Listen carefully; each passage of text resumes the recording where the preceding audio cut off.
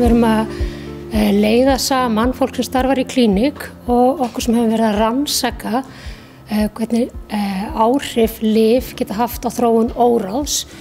Undanfarin ár höfum við átt í ríku rannsóknarsamstarfi við Háskólann í Innsbruck og Spítalann í Innsbruck. Það er Landsspítali og Háskóli Íslands hefur átt þetta samstarf. Og í tengslum við þetta samstarf hefur fjöldi nema, meðal annars lyfjafræðinema og læknanema, getað stundað rannsóknir á sviði óráðs og skoðað möguleikana á því að lyf geti verið orsakaþáttur í þróun óráðs og líka hvernig, þegar við þurfum að nota lyf, hvernig við getum nýtt þau sem best.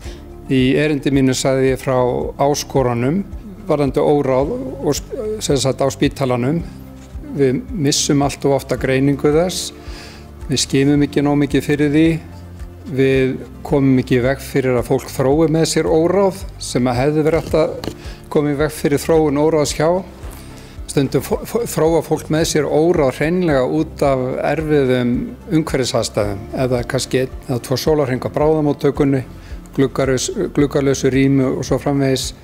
Þannig að við missum allt of ofta því að geta svona bjarga fólki frá því að fara í óráð.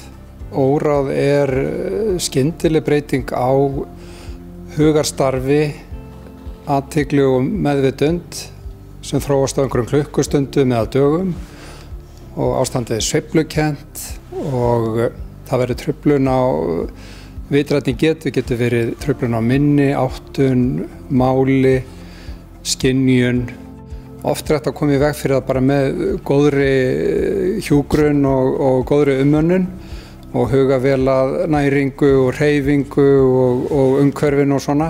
So today we're presenting the preliminary results from our large COMED study, which looks at medication risk factors in relation to delirium, stratified by patient group.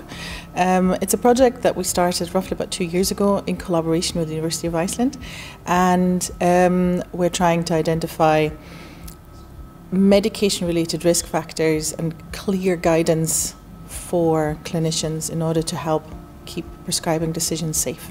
There's a big gap in the literature about clear guidance on medication-related aspects, and even that relates to both the prevention and the treatment of delirium. So clinicians need to know which treatment is the most optimal for their patient, and that depends a little bit on the patient group because every patient reacts differently to medication.